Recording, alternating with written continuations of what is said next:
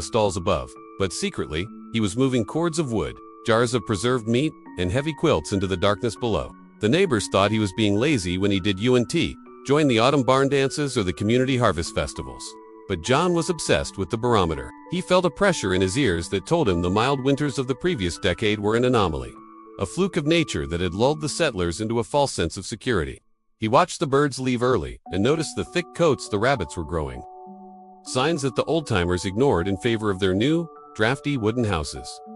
As the first gray clouds of November rolled in, Silas Thorne stood on his porch, proud of his towering house, unaware that the wind was about to turn his beautiful home into a literal icebox. As the sun set on a Tuesday in late November, the temperature didn't just drop, it plummeted 40 degrees in a matter of hours. The sky turned a bruised purple, and a silence fell over Ogalalla that felt heavy and suffocating. John Peterson didn't hesitate. He gathered his wife and 3 children, led them into the barn, and whispered for them to climb down the ladder into the earth. His wife was terrified, wondering if her husband had finally lost his mind. But as the first gust of the school children's blizzard hit the barn, the sound was like a freight train slamming into the wood. Above them, the animals began to bray in terror, and the wind began to rip the shingles off the roofs of the town.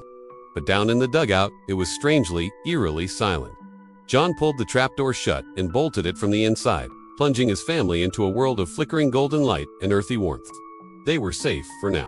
But as the storm grew into a monster that would rewrite history, Sean realized he had forgotten one crucial thing that could reveal his secret and put them all in grave danger. The blizzard of 1888, often called the Children's Blizzard, was a meteorological nightmare that caught the entire frontier off guard. While the Peterson family sat in their underground sanctuary, the world above them was dissolving into a white void where you could unsee your own hand in front of your face. People were found frozen just feet from their own front doors, having lost their way in the blinding snow. Silas Thorne, the man who had laughed the loudest, found himself trapped in his beautiful Victorian house as the wind whistled through the gaps in the window frames, turning his parlor into a snowdrift. He burned his furniture just to stay alive, watching as the frost climbed up the interior walls like a living vine. Meanwhile, 15 feet below the frozen surface, John Peterson's dugout was maintaining a steady, natural temperature.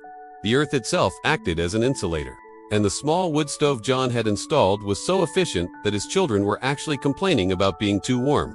They ate dried apples and salt pork, listening to the muffled, terrifying roar of the wind above, which sounded like a distant ocean through the thick layers of dirt and hay. However, the secret of the dugout wasn't just about comfort. It was about the psychology of survival. John knew that if the townspeople found out he had a warm, hidden bunker while they were freezing, desperation might turn his friends into enemies. In the middle of the third night, a frantic pounding began on the barn floor above their heads. It wasn't the wind. It was a rhythmic, desperate thudding of a human fist against the wood. John froze, his heart hammering against his ribs. Through the ventilation pipe, he could hear a voice. It was Silas. The neighbor had fled his freezing house in a last-ditch effort to find shelter in the barn, but he didn't know about the dugout. Silas was huddled in the hay just inches above the Peterson family, sobbing and praying, his breath turning to ice in the -40-degree air. John faced an impossible choice. If he opened the trapdoor, the blast of Arctic air would ruin their warmth and potentially expose his family to a man driven mad by hypothermia. If he stayed silent, he would be listening to his neighbor die a slow, agonizing death right above his head. John looked at his children's faces, then at the sturdy walls he had built with his own hands. He realized that Peterson's folly was never about hiding from the world. It was about being strong enough to save it. He stood up, grabbed a lantern, and climbed the ladder. When he heaved the trapdoor open, the vacuum of the storm sucked the warmth out of the room instantly, and a flurry of snow hissed against the hot stove. Silas Thorne looked up from the hay, his eyelashes frozen shut and his skin a ghostly shade of blue. He thought he was seeing a ghost rising from the floorboards. John reached out a calloused hand, grabbed Silas by the collar of his coat, and dragged him down into the earth. For the next 3 days, the two men, the mocker and the mock, sat in silence, watching the flames. Silas couldn't even speak. He just stared at the reinforced beams and the jars of food, realizing that the madman was the only truly sane person in the territory. As the days turned into a week, the dugout became a miniature community. John didn't stop with Silas. During the brief lulls in the wind, he used a guide rope he had pre-strung between the barn and the road to scout for others. He found the local school teacher and 2 students who had been trapped in a nearby shed. He brought them all down into the secret dugout. The space was cramped, The air grew thick, and the supplies were dwindling faster than he had ever anticipated. They were living in a subterranean wooden box while the greatest storm in a century tried to bury them alive. But just as they thought they might run out of oxygen, a new sound began to echo through the ventilation pipe, a sound that was even more terrifying than the wind. It was the sound of the barn above them groaning under the weight of 10 feet of snow.